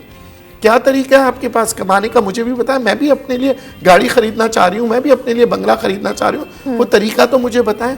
तो मैं आपको तरीका बताऊंगा कि जनाब ये वाला कारोबार शुरू करेंगे, हम इस तरह पैसे बचाएंगे, इस तरह से हमें कुर्बानी देनी पड़ेगी। ये सारी चीज़ें आपके सामने पेश करूँगा तो आपको यकीन आएगा। मगर मैं कहूँगा नहीं नहीं ज़रा कोई मसला नहीं, तुम भी करोड़पति बनोगी, मैं भी बनूंगा, मगर काम कुछ नहीं है, कोई प्लान नहीं है। और मैं कहूँ नहीं नहीं इसी तरह टीवी चैनल पे आते रहो, हम लोग अमीर हो जाएंगे। हुकूमत की बहुत सारी इकोनॉमिक पॉलिसीज ऐसी रही जो कि जिसकी बायस वो महंगाई कंट्रोल नहीं कर सकी, लेकिन साथ साथ अगर ऑपोजिशन की बात की जाए तो वो भी कोई इतना माजी में अच्छा काम नहीं कर सकी जिसके बायस लोग उन पे साथ दें या उनको दोबारा एतमाद करें। वज़ीर आज़म इमरान खान से की बात की जाए तो तहरीक अदम एतमाद के हवाले से बहुत ज़्यादा कॉन्फिडेंट नज़र आ रहे हैं। क्या कहेंगे अगर अभी हमने देखा कि जो हुकूमत है वो अपने इत्तेहादियों के पास जा रही है, इत्तेहादी अपोजिशन के पास जा रहे हैं, तो अभी तक कोई ऐसी खबर है कि कोई इत्तेहादी जो हैं वो अपोजिशन के साथ मिल गए हैं? अलीम खान साहब की बात की जाए तो वो उनकी भी एक मीटिंग हुई है, कहा जा रहा है जहांगीर तरीन साहब की भी हुई है। तो कोई अपडेट है? अभी तक सामने तो नहीं आया है, लेकिन पीठ पीछे क्या समझते हैं आप? तो चल रहा है, सियासी खिचड़ी पक रही है? बिल्कुल खिचड़ी पक रही है, और एक दूसरे को जो है ना कन्विंस करें। काश कि इमरान खान साहब ने बड़ी प्यारी बात कही है कि हम जब क्रिकेट के मैदान में उतरते हैं तो कप्तान पहले से प्लान कर देता है कि बुरे से बुरे वक्त में किस तरह से आपने खेलना है। तो जनाब इसी तरह अगर आपने मईशत को प्लान किया होता कि बुरे से बुरे वक्त में मैं मईशत को किस तरह से चलाऊंगा, मैं किस तरह से गुर्बत ख़त्म करूँ, मगर वो प्लान नज़र नहीं आ रहा है। मगर अपनी कुर्सी बचाने के लिए मैं देख रहा हूँ अपोजिशन भी बड़ी प्लानिंग कर रही है, हुकूमत भी बड़ी प्लानिंग कर रही है। ये प्लानिंग मईशत के ऊपर क्यों नहीं करते ये लोग? ये अवामी नुमाइंदे हैं ना, आईनी तौर पे एक अब आईनी तौर पे करे ना, आईनी तौर पे जरा ये हुकूमत गिरा दे। नई हुकूमत आएगी, वो पता है क्या कहेगी? जनाब आपके सामने था क्या इमरान खान साहब ने किया, अब हम क्या कर सकते हैं? महंगाई तो पहले से हो गई है, मजबूर है हम, और मजीद और महंगाई। मतलब यही है कि एक दूसरे पे इल्जाम, जैसे इमरान खान साहब ने दिया 3 साल, नई हुकूमत आएगी ये 3 साल देंगी, अवाम तो पिसे के पिसे रह जाएंगे। मसला यही आ रहा है कि ये जो बातें होती हैं, ये चोर है, ये डाकू है, ये डीजल है, मैं तो कहता हूँ ये तो डिफेमिंग के लिए केस हो सकता है कि आप किसी के नाम को बिगाड़ के उसको डिफेम कर रहे हैं कि आप किसी को बोल रहे हैं डीजल, ये डिफेमिंग का केस आता है। आप किसी के ऊपर किसी तरह। अच्छा, खान साहब ने ये स्पेशली कोट किया कि army chief general Qamar Javed Bajwa ने उनको कहा कि मौलाना फजलुर रहमान को मौलाना डीजल ना कहें, तो उनका कहना है कि ये मेरा नहीं, अवाम उन्हें मौलाना डीजल कहती है। तो उनका ये कोट करना क्या निशानदेही कर रहा है? देखिए ये सब चीज़ें मैं समझता हूँ कि बहुत ही गलत बात है। अब आप देखिए आर्मी ने हमेशा से बहुत ही, आज आप पाकिस्तान में आर्मी स्ट्रांग क्यों है? दुनिया में लोग आर्मी को मानते हैं क्यों है कि पाकिस्तान की आर्मी में? क्योंकि दे वर्क ऑन प्रिंसिपल्स। आपने कभी किसी आर्मी वाले को गाली गलौज करते हुए नहीं, देखा? मेरा सवाल ये है कि क्या इनका कोई कनेक्शन है, क्योंकि वो लोग कहते हैं ना कि अभी DGISPR का कल बयान भी आया कि हमें जो है सियासत में ना घसीटा जाए। फिर उसके बाद इमरान खान साहब ने नाम लेकर ये बात कही, तो इट मीन्स के सियासत में उनका कहीं कनेक्शन आपको नज़र आता है? नहीं, मैं आज आपको बता दूं, आर्मी को हमेशा से बदनाम करते हैं यही सियासतदान लोग। जब अच्छा काम करते हैं और जब कोई इनको लेके आते हैं तो कहते हैं, कभी कहा है कि मुझे इस आर्मी ने लेके आया, कहते हैं नहीं नहीं मैं तो अच्छे काम करके आया हूँ। जब इनको निकाला जाता है तो बोलते हैं ये अच्छा ये खेल है। ऑपोजिशन हमेशा कहेगी आर्मी, हुकूमत ये कहेगी मैं तो अपने बलबूते पे आया हूँ। अगर आर्मी का मैं आपको बताऊं, आर्मी का रोल क्या है, army is like a backbone. आपके मुल्क को बचा रहा होता है वो बैरूनी दुश्मनों से, अंदरूनी दुश्मनों से। सैलाब आता है तो आप बोलते हैं आर्मी को आ जाओ, रेंजर्स को बुला लो। तूफान आता है तो रेंजर्स को बुला लो। ये तो आपके बैकबोन है, रीढ़ की हड्डी है, आपके लिए हर वक्त जो है ना आपको मजबूत करने के लिए खड़ी होती है। अफसोस ये होता है कि जब सियासतदान जो है ना अपने अपने मफादों में, चाहे सियासतदान हो, अपोजिशन हो, अपने मफाद में ये नाम इस्तेमाल करते हैं, जबकि शर्म आनी चाहिए। ये वो इदारे हैं जिनकी वजह से आज दुश्मन मुल्क जो है ना घबराते हैं। आज आप देखेंगे अंदरूनी बैरूनी मुश्किलात आ रही हैं, टेररिज्म हो रहा है, उसको कौन स्टॉप कर रहा है? सही। अच्छा, कल मौलाना फजलुर रहमान ने ये भी कहा कि अगर तहरीक अदम एतमाद कामयाब नहीं हुई तो हम फिर गली कूचों और मोहल्लों में जाएंगे। क्या समझते, क्या सिविल वॉर की तरफ जा रहा है ये? देखिए, मैं ये समझ रहा हूँ कि अगर ऐसे ही सूरत हाल रही ना, फिर मजबूरन मेरे ख्याल से आर्मी को ही आना पड़ेगा। फिर कहते हैं कि जी आर्मी राज क्यों आता है? अच्छा। आप मुल्क को देखें, हालात को देखें, इंटरनेशनली देखें, आपके पास प्रेशर आ रहा है, आपके पास अफगानिस्तान का प्रेशर है, आपके पास हिंदुस्तान का प्रेशर है, आपके पास अमेरिका का प्रेशर है, यूरोप का प्रेशर है। दुनिया भर के अंदर आलमी मंडी में तेल की कीमतें बढ़ रही हैं। हम यहाँ पे आपस में कुत्ते बिल्लियों की तरह लड़ रहे माजरत के साथ, और जबकि महंगाई जबकि दुनिया भर में आ रही है, मगर हमारे यहाँ उसके हल के लिए हम नहीं जा रहे हैं। हम कह रहे हैं ना, हम सियासी दाव पेचे खेल रहे हैं। अब आखिरी मोमेंट में कैसे होगा वोट ऑफ नो कॉन्फिडेंस? अब आप देख लीजिएगा, हर आदमी अपनी मफाद पे है। यही जो इत्तेहादी हैं जो 3.5 साल से बैठे हैं, आज आप देख लीजिएगा जब इलेक्शन का दौर आएगा वो कहेंगे हमारा कोई ताल्लुक नहीं था महंगाई से, हमारे तो हाथ मजबूर थे, हमारे पास तो कम सीटें थी। भाई आज अगर आप हुकूमत के साथ है तो हुकूमत की अच्छाई बुराई आपकी जिम्मेदारी है। तमाम इत्तेहादियों को मैं लेबल करूंगा, मगर ये नहीं है कि जी मीठा मीठा मेरा, आखिर के टाइम आ गया तो। अच्छा, MQM हुकूमत के इत्तेहादी हैं, लेकिन उन्होंने साथ साथ ये भी कहा है कि हमारे जो दूसरे ऑप्शंस हैं वो खुले हैं, और जिस तरह से ऑपोजिशन ऑफर कर रही है, हॉर्स ट्रेडिंग की आपने बात की, और पैसों की जिस तरह करोड़ों रुपए ऑफर किए जा रहे हैं, तो ये इत्तेहादी भी आपको लगता है बेवफाई कर जाएंगे? देखिए, माजरत के साथ लॉयल लोग होते हैं ना, तो ना हुकूमत को किसी को पास जाना पड़ता, ना वो किसी के पास बात करते। अगर मैं आपसे लॉयल हूँ, मुझे पता है कि आपका दुश्मन मेरे पास आ रहा है, मैं दरवाजे बंद कर दूंगा, मुझे ना सुननी है ना बात करनी है। जब मेरे पास आप मेरे दोस्त हैं, आपके दुश्मन को भी बुला के चाय पी रहा हूँ, आपको भी बुला के पी रहा हूँ, इसका मतलब क्या है कि मैं कोई रास्ता देखना चाह रहा हूँ कि मैं किसकी तरफ जाऊँ। अगर आपके दुश्मन मुझे ऑफर करेंगे या ज्यादा कोई ना कोई चीजें इंटरेस्ट की होती है। देखिए, रिश्वत जो होती है ना मुख्तलिफ चीजों के जरिए दी जाती है। रिश्वत सिर्फ पैसा ही नहीं होता, आगे के फ्यूचर प्लान्स होते हैं या मुख्तलिफ चीजें होती हैं। हम हॉर्स ट्रेडिंग को सिर्फ पैसों से क्यों देख रहे हैं? ये जो आना जाना हो रहा है, ये मुझे बताएं कि अगर मैं आपका इत्तेहादी हूं तो मैं आपके दुश्मन को क्यों आने दूंगा, क्यों गुफ्तगू करूंगा? ये आखिरी मोमेंट और जो अभी जिनके पास सीटें हैं वो भी चली जाएंगी। और मैं अगर इतना कॉन्फिडेंट हूं ना, मैं इतना कॉन्फिडेंट हूं, देखिए मैं अगर इतना कॉन्फिडेंट हूं, मैं अपने आदमियों को कहूंगा जाओ पार्लियामेंट में, मुझे कोई फिक्र नहीं है। किस चीज की फिक्र है? मैं क्यों ऐसे हरकतें हो रही हैं? ये हमारे, मैं आपको बता दूं ना, इत्तेहादी ना हुकूमत ना ऑपोजिशन, ये किसी के नहीं है, ये किसी के नहीं है। ये वक्त आपको बताएगा, और ये वो लोग हैं जिस तरह ना कि जब कोई चीज आ जाएगी ना बात, तब पता लगेगा कि कौन कैसा, और उसके बाद भी बहुत सी चीजें छुपी रह जाती हैं। कितने दिन में आपको लगता है फैसला हो जाएगा? 21 दिन के अंदर तो हो जाना चाहिए, 23 मार्च भी आ रही है फिर बीच में, तो कितने दिन में इस चीज़ का आपको लगता है फैसला हो जाएगा? देखिए, अभी तक इजलास की कोई डेट तो नहीं बताई गई कि कब बुलाया जाएगा कौमी असेंबली का इजलास? देखिए बहुत सी चीज़ें जो है ना वो ये चाह रहे हैं कि अपने तौर पे आप देख रहे हैं नेगोशिएशंस हो रही हैं, पंजाब में बातें हो रही हैं कि जी निकाल दिया जाएगा, मुख्तलिफ जगहों पे आप देख रही हैं ये सारी चीज़ें जो हो रही हैं ये हांडी पक रही है।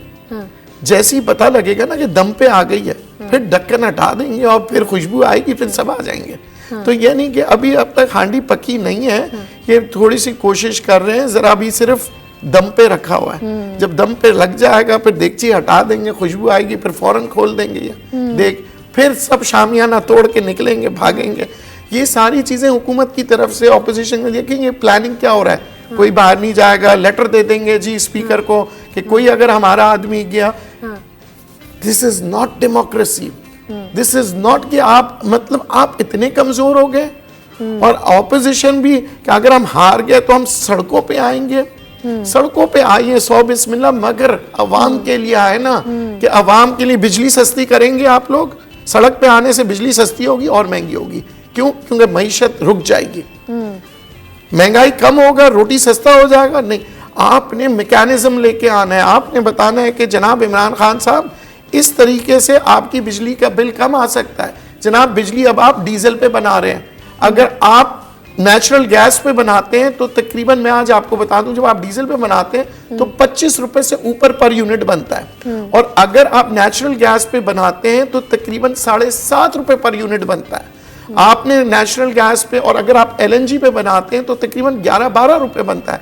आपके पास एलएनजी थी नहीं, आपके पास जिस तरह से मैकेनिज्म होता है वो हुआ नहीं, पेट्रोल और डीजल की कीमतें बढ़ गई आलमी मंडी में, तो महंगाई के मैकेनिज्म्स हैं। मैं वही इमरान खान साहब की बात आखिर में करूंगा कि इमरान खान साहब आपने बहुत अच्छी बात कही है कि हमें हर चीज की तैयारी पकड़ के उतरना चाहिए। तो महंगाई की तैयारी पकड़ लें और उतरें, मईशत को बेहतर करें ताकि आवाम खुश हो। बिल्कुल सही कहा, और हमारी भी यही उम्मीद है कि खान साहब कुछ ऐसी अगर वो कामयाब होते हैं तहरीक अदम एतमाद के बाद और इनकी नाकाम होती है तो आगे कुछ ऐसी प्लानिंग होंगी, कुछ स्ट्रेटजीज बनाई जाएंगी जिससे महंगाई को जो है कंट्रोल किया जाएगा। खैर ये इसका फैसला कुछ दिन में हो जाएगा। तहरीक अदम एतमाद जो कई महीनों से चल रहा है, कुछ दिन में उसका फैसला हो जाएगा। बहुत शुक्रिया नदीम मौलवी साहब आपका, आप प्रोग्राम में तशरीफ़ लाए। इसके बाद हम एक और बहुत अहम मौजू के हवाले से बात करेंगे, तो कहीं मत जाइए, देखते रहिए सिटी एट 10।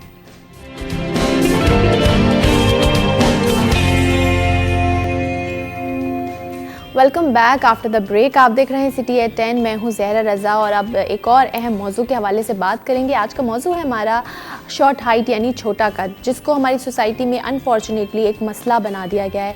छोटे कद वाले अक्सर जो है तनकीद का निशाना बनते हैं, अक्सर बातें उनको सुनने को मिलती हैं, और इसकी वजह से जब वो महफ़िलों में जाते हैं या कहीं भी किसी फंक्शन में जाते हैं तो वो एहसास कमतरी का शिकार हो जाते हैं। लंबा कद नो डाउट अच्छा लंबा कद तो खूबसूरत लगता है और आप खूबसूरती की निशानी इसको कंसीडर किया जाता है, लेकिन वो लोग क्या करें भाई जिनका कद नहीं बढ़ता या जिनका कद छोटा है।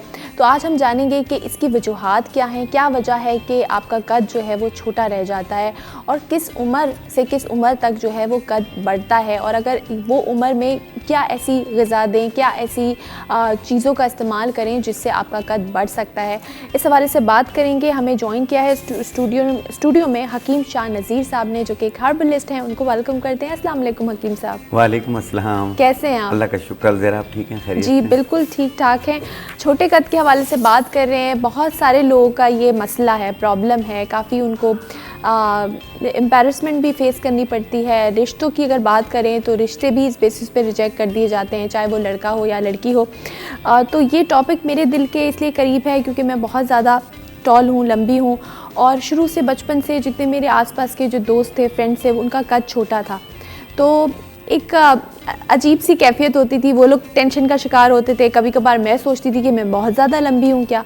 तो जो छोटा कद है, सबसे पहले अगर मैं रीज़न पूछूं, वजह क्या है? क्या जब एज आपकी ग्रोइंग एज होती है उसमें आपको न्यूट्रिशन सही से नहीं मिलती, खुराक की कमी होती है, या फिर ग्रोथ हार्मोन जो है उसमें कहीं प्रॉब्लम हो जाती है? देखिए, ग्रोथ हार्मोन्स को हम इसमें ला सकते हैं क्योंकि इसमें बॉन्स का ना बढ़ना। अच्छा। बोन्स जब बढ़ती हैं तो हाइट भी बढ़ती है। एक होती है जिस तरह आपने कहा विरासत से, खानदानी जो होती है, जैसे माँ बाप का कद छोटा होता है तो बच्चों का कद भी ज़्यादातर माँ बाप पे ही जाता है। बाज़ ऐसा औकात भी होता है कि माँ बाप छोटे कद के होते हैं, बच्चे उनके लंबे कद के होते हैं। बाज़ के 2-4 बच्चे होते हैं जिनमें से कुछ लंबे होते हैं, कुछ छोटे कद के होते हैं। तो और बाज़ बच्चों की जो न्यूट्रिएट इस तरह होती है कि जब वो छोटे से होते हैं उनके माँ बाप बहुत जल्दी परेशान हो जाते हैं। उनको परेशान होने की ज़रूरत नहीं होती है, क्योंकि बच्चा जब ग्रोथ कर रहा होता है तो कभी वो मोटा नज़र आता है, कभी वो पतला नज़र आता है, कभी वो कमज़ोर नज़र आता है, कभी पीला नज़र आएगा आपको, वो हाइट निकाल रहा होता है। और कभी गोरा नज़र आता है, कभी काला नज़र आता है, तो वो उनकी हाइट बढ़ रही होती है। जब हाइट बढ़ रही होती है तो फिर परेशान होने की बात नहीं है ये। और कोशिश कीजिए उनको जो घर का खाना होगा, यानी जो घर में आप लोग बनाते हैं वो चीज़ें ज़्यादा दिया करें, बजाय बाहर की चीज़ें देने के। बाहर की चीज़ों में ये है कि आप बीमारियां ख़रीद के लेकर आते हैं, और घर में बच्चों को हर चीज़ खाने की आदत डालें।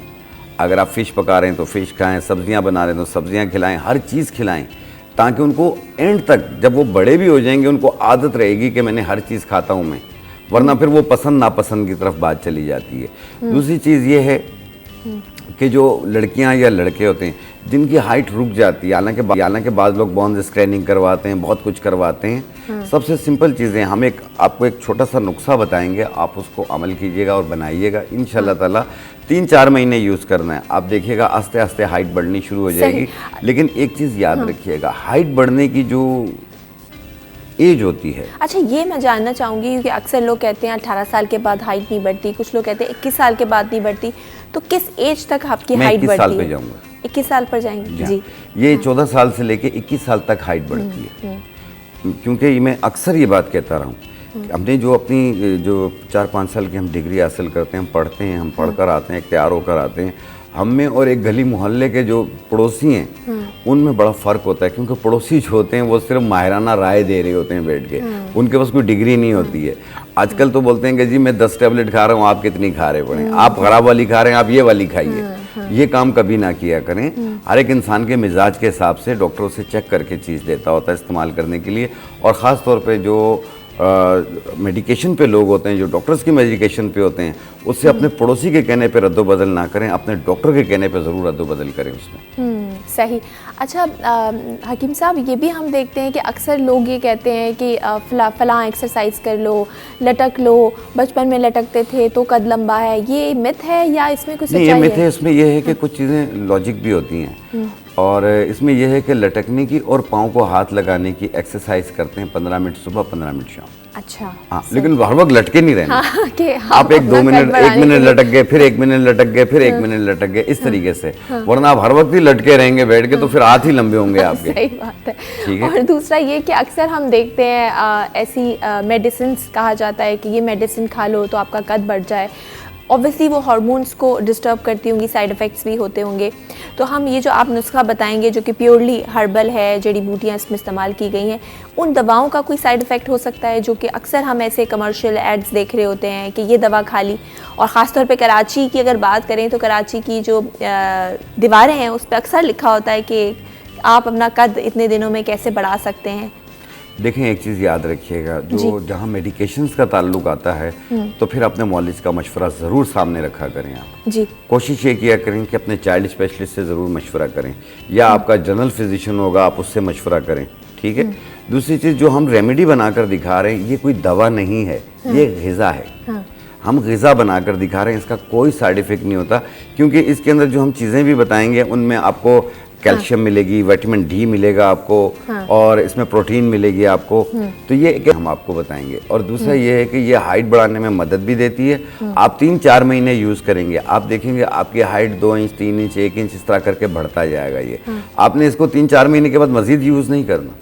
सही। अच्छा हकीम साहब, मुझे ये भी बताइए कि ये जो जड़ी बूटियाँ अभी आप लाए हैं, जो भी चीज़ें, हम उससे नुस्खा आपसे पूछेंगे, ये नुस्खा उस एज में ही इस्तेमाल करना है जो आपकी कद बढ़ने की एज है? अगर वो गुजर गई है, मतलब आपने 21 साल कहा, अगर कोई 25 साल का है या 27 साल का है, तो उस पर अफेक्ट करेगा? नहीं करेगा। नहीं करेगा? नहीं करेगा। अपने पैसे बिल्कुल बर्बाद ना कीजिएगा। अच्छा, अपना वक्त भी ज़ाया ना कीजिएगा, क्योंकि जो ग्रोथिंग एज होती है वो 14 साल से लेके 21 साल तक होती है, और इस 14 साल से 21 साल वाले ही इसे इस्तेमाल करें। 14 साल से कम उम्र वाले इस्तेमाल ना करें और 21 साल से ज़्यादा उम्र वाले इस्तेमाल ना करें, क्योंकि 14 साल से कम उम्र में वो इस वक्त नशोनुमा की तरफ चल रहे होते हैं। और जब देखें 14 साल तक कद नहीं बढ़ रहा तो फिर आप इसको बनाकर आप इस्तेमाल कीजिए और साथ में एक्सरसाइज कीजिए 15 मिनट लटकने की और खड़े होकर पाँव को हाथ लगाने की एक्सरसाइज कीजिए। आप ये कुछ अर्सा करेंगे, जब ये इस्तेमाल शुरू करेंगे, जैसे महीना 40 दिन गुजर जाएंगे, आपको हल्का हल्का कंधों में खिंचाव महसूस होगा, तो आप समझ जाइएगा आपके हाइट बढ़ने की निशानी है, क्योंकि यहाँ पे एक शोल्डर्स में खिंचाव महसूस होता है। सही सही। तो अब वो लोग जो कि परेशान हैं कि हमारा कद नहीं बढ़ता और उनकी ग्रोइंग एज है, यानी कि वो एज है जिसमें कद बढ़ता है, तो वो लोग इस नुस्खे से ज़रूर फ़ायदेमंद हो सकते हैं, फ़ायदा उठा सकते हैं। जी बताइएगा हकीम साहब, क्या नुस्खा आप बताने वाले हैं? देखें, इसमें हम जो सबसे पहली चीज़ डाल रहे हैं वो ये है सिंघाड़ा। ठीक है, सिंघाड़ा ये आप जब भी लें, पिसा हुआ पाउडर मत लें इसका, ये आपने साबुत लेना है। और इसमें ये देखिएगा इसमें सुराख ना हो, इसमें अगर सुराख हुआ है तो वो सही नहीं है, वो ख़राब हो चुका है। सही। ठीक है, बाद लोग उसका सुराख किया हुआ पीस के रख लेते हैं और वो बेच रहे होते हैं, जो कि गलत है, आप मत लीजिएगा। आप साबुत लीजिएगा, चेक करके लीजिएगा। इसका वज़न आप लेंगे तकरीबन 50 ग्राम। ये है सिंघाड़ा पाउडर। हमने इसको पाउडर इसलिए बनाया कि आपको डेमो करके दिखाना था। ये है सफ़ेद मूसली। सिंघाड़ा फुल फ्रॉम कैल्शियम होता है और ये है सफ़ेद मूसली। इसके अंदर विटामिन डी की मिकदार बहुत ज़्यादा पाई जाती है और ये इसका पाउडर हमने बनाया, ये भी हमने लिया 50 ग्राम। एक ये लकड़ी है मस्तगी की लकड़ी, एक मस्तगी का गोंद आता है, वो आप नहीं लेंगे, वो गर्म होता है।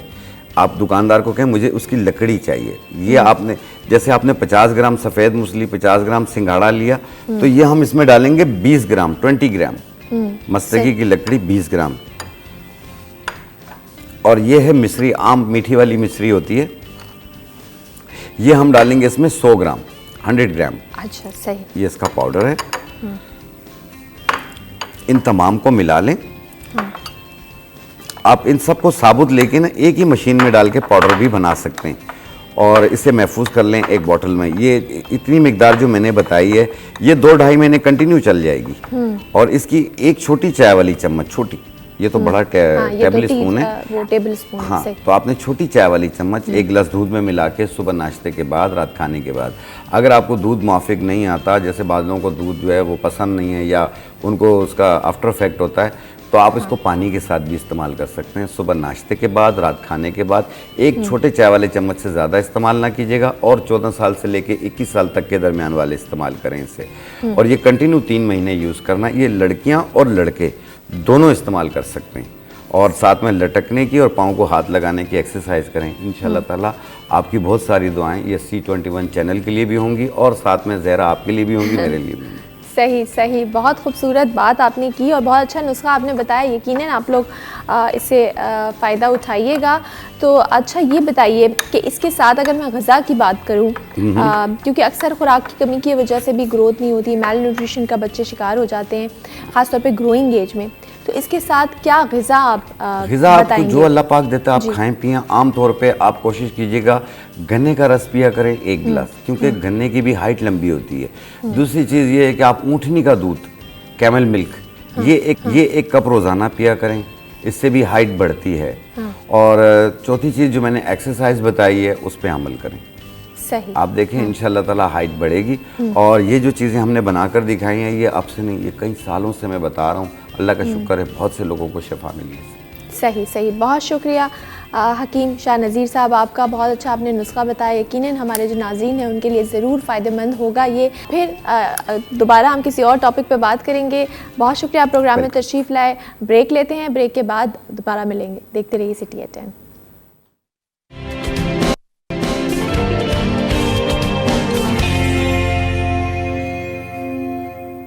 एक ब्रेक के बाद आपको खुशामदीद करते हैं सिटी एट 10 में। और अब जानते हैं मौसम का हाल। हमारी रिपोर्टर आदिया नाज हमारे साथ मौजूद हैं। जी आदिया, बताइएगा इस वक्त कराची का मौसम कैसा है? जी बिल्कुल, शहर कायद के मौसम के हवाले से अगर बात करें तो शहर का मौसम आज गर्म और खुश्क है और शहर में गर्मी का राज जो है बरकरार है। हवाएं मुअत्तल होने के बायस गर्मी की शिद्दत में इजाफा भी देखने में आ रहा है। आज रात में जो कम से कम दर्जा हरारत रिकॉर्ड किया गया वो 21 डिग्री सेंटीग्रेड था। हवा में नमी का तनासुब जो मौजूदा तनासुब है वो 28% रिकॉर्ड किया गया है। शहर का मौजूदा दर्जा हरारत अभी से चूँकि 10 बजे के लगभग मौसम पहुंच चुका है, तो अभी से शहर का जो मौसम है वो गर्म महसूस हो रहा है और दर्जा हरारत 29 डिग्री सेंटीग्रेड तक जा पहुंचा है। पेशगोई की जा रही है महकमा मौसमियात की जानिब से कि जो आज मैक्सिमम टेम्परेचर है वो तकरीबन 36 से 37 डिग्री सेंटीग्रेड के दरमियान रिकॉर्ड किया जाएगा। गुज़िश्ता रोज़ भी टेम्परेचर जो है वो 37 का नुक्ता अबूर कर गया था और शहर में जो है वो गर्मी का राज बरकरार रहा। हवाएं जो है वो मुअत्तल रहेंगी, जिसकी वजह से महकमा मौसमियात का बताना है कि शहर में गर्मी की शिद्दत में इजाफा भी देखने में आएगा। समंदरी हवाएं बहाल होने के हवाले से महकमा मौसमियात का ये बताना है कि आइंदा 2 रोज़ ठीक है, बहुत शुक्रिया। आदिया नाज हमारे साथ मौजूद थी जो कि अपडेट कर रही थी मौसम के हाल के हवाले से। चलते हैं हमारे साथ अब मोहम्मद ज़ुबैर मौजूद हैं, हमारे नुमाइंदे, और कराची के मसाइल के हवाले से उनसे जान लेते हैं। इस वक्त वो मौजूद हैं कराची के इलाके कोरंगी 4 नंबर पर। जी बताइएगा ज़ुबैर, इस वक्त क्या सूरत हाल है जिस इलाके में आप मौजूद हैं? किस किस्म के मसाइल का सामना है आवाम को? हाँ जी, बहुत शुक्रिया ज़हरा आपका। यकीनी तौर पे शहर कायद के 3 बहुत बड़े मसाइल हैं। एक तो मसला जो है सबसे बड़ा शहर कायद का कचरा है, दूसरा सीवरेज का मसला है और तीसरा जो है खस्ता हाल सड़कें हैं। ताहम इस वक्त मैं कोरंगी 4 नंबर पर मौजूद हूँ और आप जैसे कि मेरे अकब में देख भी सकती हैं कि यहाँ पर मौजूद कचरे का अनबार जो है शहरियों के लिए सख्त तरीन अज़ियत का सबब बनता चला जा रहा है। ना कि सिर्फ शहरियों के लिए बल्कि यहाँ पर जो गाड़ियाँ हैं वो भी काफ़ी उनकी भी आमदोरफ्त काफ़ी हद तक मुतासर होती है। यकीनन तौर पर ये जो कचरा है काफ़ी अरसे से यहाँ पर मौजूद है और यहाँ पर मौजूद शहरियों का ये कहना है कि हम काफ़ी अरसे से इंतज़ामिया को दरख्वास्तें दे रहे हैं, लेकिन इंतज़ामिया के कान पर तो जूँ तक नहीं रेंगती। इंतज़ामिया गफलत की नींद सो रही है। काफ़ी अरसे से इंतज़ामिया को दरख्वास्तें दी जा रही हैं, लेकिन कोई इस इलाके का पुरसाने हाल नहीं है। शहरियों का यही कहना है हमारे प्रोग्राम की तवस्सुस से कि बराए मेहरबानी इंतज़ामिया और हुकाम आला तक आवाज़ पहुँचाएँ, ये जो कचरे को साफ़ करवाएँ और बुनियादी सहूलियात फराहम करवाएँ। ठीक है, बहुत शुक्रिया। मोहम्मद ज़ुबैर हमारे साथ मौजूद थे जो कि अपडेट कर रहे थे कोरंगी 4 नंबर की सूरत हाल। जिस तरह के आपने देखा कि कचरे का अंबार है और ना अहली हुकूमत की है, सूबाई हुकूमतें इसकी ज़िम्मेदार हैं। हम अपने प्रोग्राम के तवस्सुस से ये चीज़ें कराची की जो इशूज़ हैं वो हाईलाइट करते हैं उस उम्मीद के साथ कि शायद इनका कोई हल निकल सके। प्रोग्राम का वक्त अपने इख्तिताम को पहुँच चुका है। कल फिर मुलाकात होगी, मंडे को फिर मुलाकात होगी कुछ नए मौज़ूआत के साथ। अपना बहुत ख्याल रखिएगा, अपनी सेहत का बहुत ख्याल रखिएगा। टेक केयर, अल्लाह हाफ़िज़।